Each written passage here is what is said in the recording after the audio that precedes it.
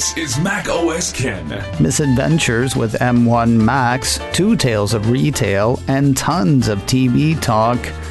It's Monday, the 22nd of February, 2021. I'm Ken Ray, and this is news from Mac OS Ken, brought to you by yours truly and sponsored by Sunbasket, delivering oven-ready meals that are fast, fresh, and delicious. Get $35 off your order using promo code MacOSKen at sunbasket.com/MacOSKen. This show is also sponsored by Headspace, meditation made simple. And meditation made your way. The cool thing about the Headspace app, it goes where you go and does what you do. Yes, there are close your eyes, sit quietly guided meditations, but there's more, like music to help you focus, video and audio workouts with focuses on intention and motivation, wind down meditations and sleep casts to help you rest well. For me personally, my head gets noisy. I like the meditations that help me clear my head and get focus. Whatever you're looking for, the Headspace approach can reduce stress, improve sleep, boost focus, and increase your overall sense of well-being. Whether you're looking for a 3-minute SOS meditation or a daily meditation practice, it's as close as your phone. You deserve to feel happier, and Headspace is meditation made simple.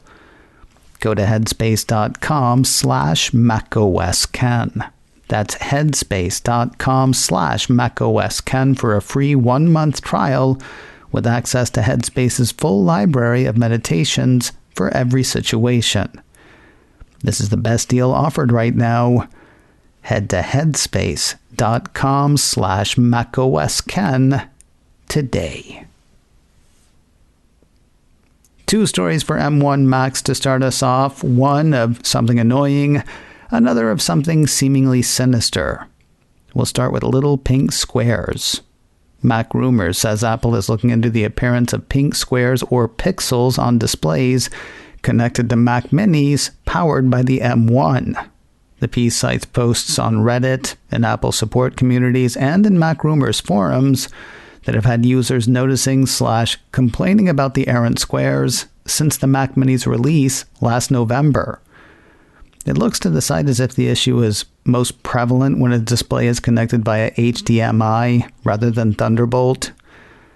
Apple does not seem to have acknowledged the issue publicly. Rather, Mac Rumors says it's had a look at an internal Apple memo on the issue. According to that, the Cupertino company has a few suggestions. Put the Mac Mini to sleep, wait 2 minutes and wake the Mac Mini, unplug the display from the Mac Mini, then plug the display back in, adjust the display's resolution in System Preferences, Displays. If that doesn't work, Apple suggests doing that again.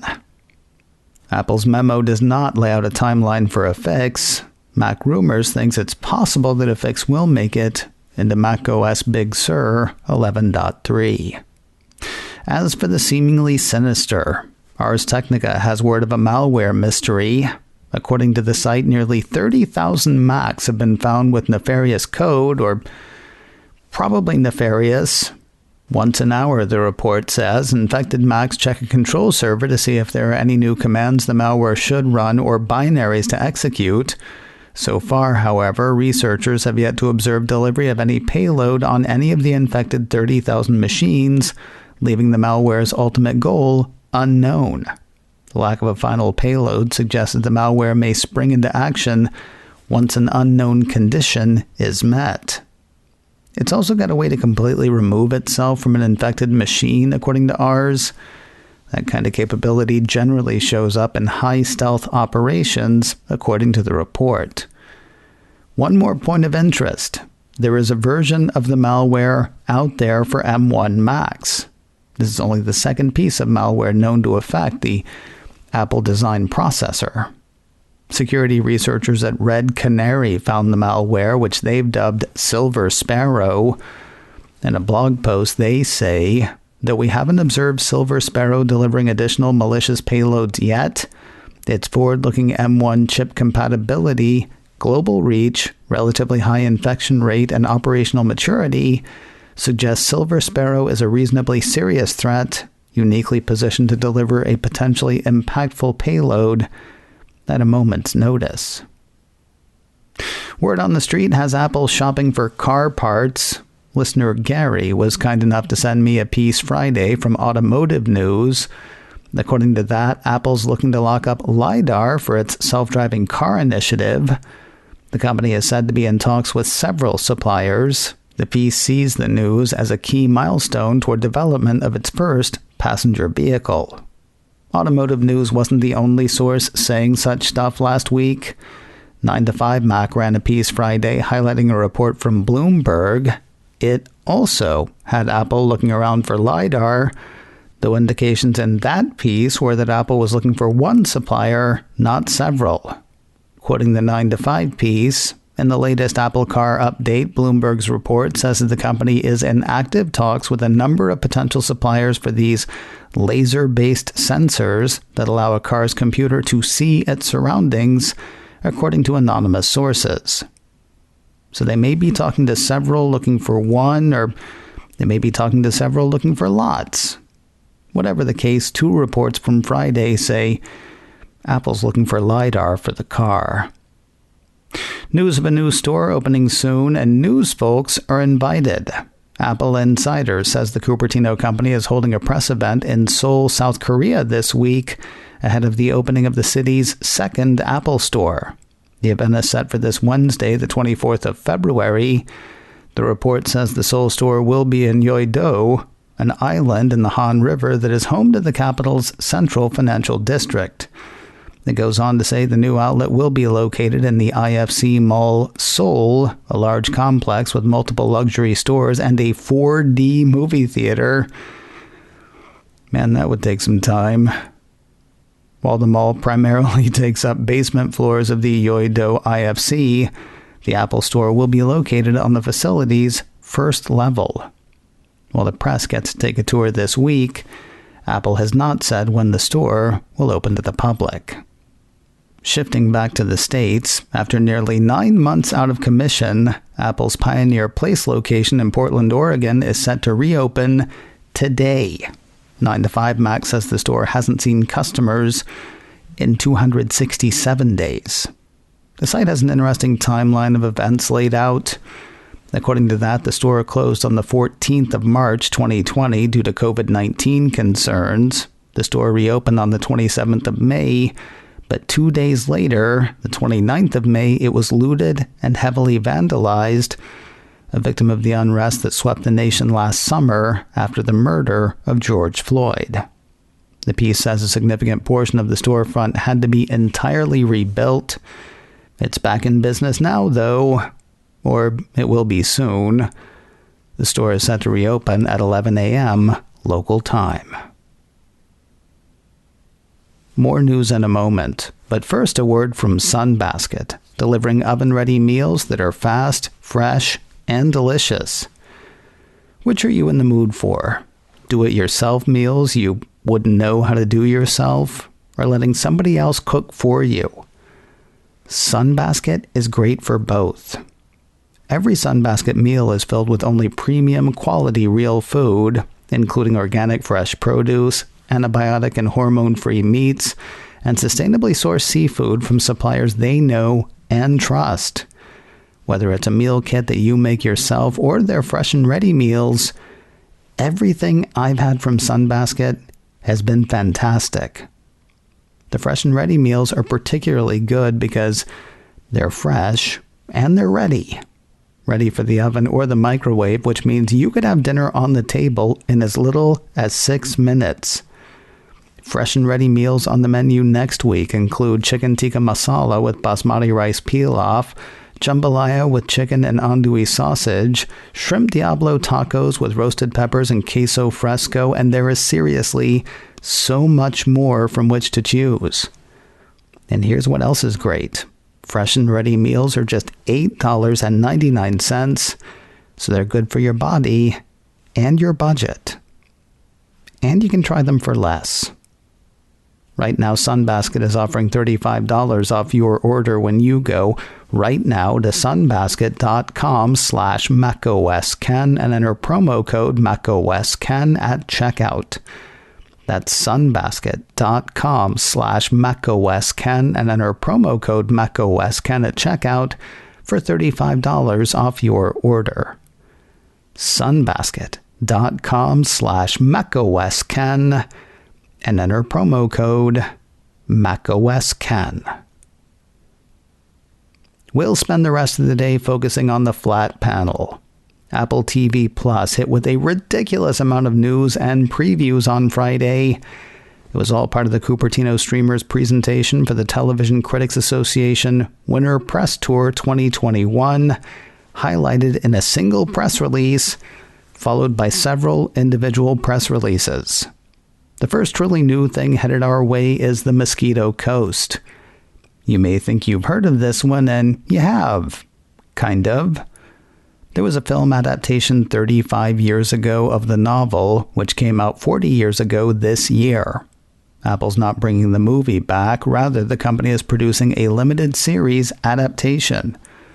According to that show's press release, The Mosquito Coast is a gripping adventure and layered character drama following the dangerous journey of a radical idealist and brilliant inventor, Ali Fox, who uproots his family for Mexico when they suddenly find themselves on the run from the U.S. government. The series starts its run with 2 episodes on the 30th of April. It'll consist of 7 episodes total, 1 each on successive Fridays. You can see a trailer for The Mosquito Coast now on YouTube. Apple's next big series is a Season 2 return. Mythic Quest is coming back to Apple TV Plus in the early part of May. Having pulled off a wonderful one-off episode last year with Mythic Quest Quarantine, Season 2 is set in a world that's done with that. Quoting the MQ press release, with the quarantine finally over, Season 2 of Mythic Quest finds everyone back in the office, well, almost everyone, attempting to build upon the success of Raven's Banquet by launching an epic new expansion, but Ian and the newly promoted co-creative director Poppy struggle with the game's direction. There's lots more about lots of other characters, but that'll get you going. It's unclear whether all of Season 2 will land at once as it did last year, or if they'll come out one at a time.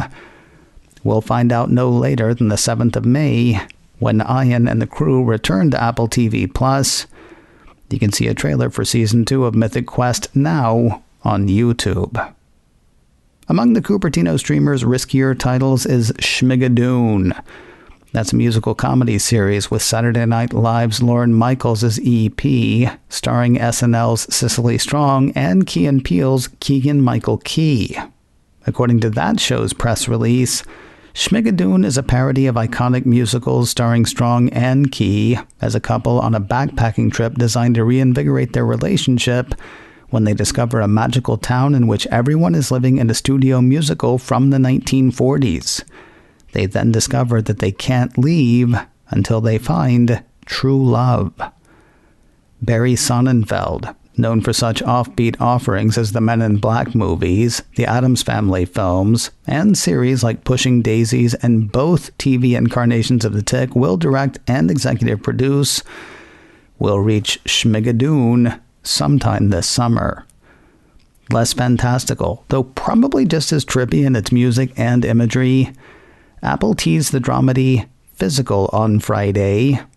According to its press release, set in the idyllic but fragile beach paradise of sunny 1980 San Diego, Physical is a half-hour dark comedy following Sheila Rubin, played by Rose Byrne, a quietly tortured, seemingly dutiful housewife supporting her smart but controversial husband's bid for state assembly. But behind closed doors, Sheila has her own darkly funny take on life she rarely lets the world see. She's also battling a complex set of personal demons relating to her self-image. That is, until she finds release through the unlikeliest source, the world of aerobics. 10 episodes for this one with no firm release date. The release simply says it'll make its global premiere this summer on Apple TV+. This summer on Apple TV Plus will bring viewers another novel adaptation. Apple's press release on Lisey's story highlights the TV telling of the Stephen King novel. King actually wrote every episode of this series as well. According to the company, Lisey's story is a deeply personal thriller that follows Lisey Landon, played by Julianne Moore, 2 years after the death of her husband, famous novelist Scott Landon, played by Clive Owen. A series of unsettling events causes Lisey to face memories of her marriage to Scott that she has deliberately blocked out of her mind. No word on how many episodes for this one, no firm release date either, just sometime this summer. Surprisingly, news of a couple of Apple's biggest returning shows did not get press releases of their own, though they did get the Twitter treatment. A piece from Apple Insider says the Cupertino streamer hit the service with a thread all about stuff coming soon. In that thread, at least on Friday, was news that second seasons of The Morning Show and Ted Lasso would hit this summer. There's just one problem. I can't find those Twitter messages anymore. I see the ones for the rest of the shows, but those two elude me. Maybe they were deleted. Maybe I'm just having difficulty. Anyway, the story Friday was that both of those shows would be back this summer. And finally today, there was a blink and you'll miss it sizzle reel from the Cupertino streamer. According to Apple's overall press release, Apple TV Plus also revealed a glimpse at buzzworthy upcoming Apple original series, including Foundation, Mr. Corman, and The Shrink Next Door, as well as the upcoming second seasons of award-winning series The Morning Show, Truth Be Told, Central Park, and C. Seriously, though, I can't tell you how imperceptible a lot of that was. Like, I'm excited about Foundation, so I know what I'm seeing when I see that. Central Park is a cartoon, so I recognize that. I did not realize I had seen clips of Mr. Corman or The Shrink Next Door until the press release told me I had. You can catch the super speedy sizzle reel for Apple's spring and summer 2021 originals now on its channel on YouTube. Scheduling difficulties this week, so no in a few minutes today. Keep an ear on the feed. I'll keep you posted. macOS Can Live goes live again today, 3:30 Pacific, 6:30 Eastern on my YouTube channel, youtube.com/canray. Catch it live or on replay there. You can also grab the audio podcast, macOS Can Live, wherever you get podcasts. macOS Can, brought to you by me and sponsored by Headspace. Meditation made simple. Get a free 1-month trial at headspace.com/macOScan. This show is also sponsored by Sunbasket. Get $35 off your order using promo code macOScan at sunbasket.com/macOScan. Advertising handled by Backbeat Media, online at backbeatmedia.com. You can reach me a couple of ways. Info at macoscan.com or call 716-780-4080. Until next time, that is news from macOS Can. I'm Canary.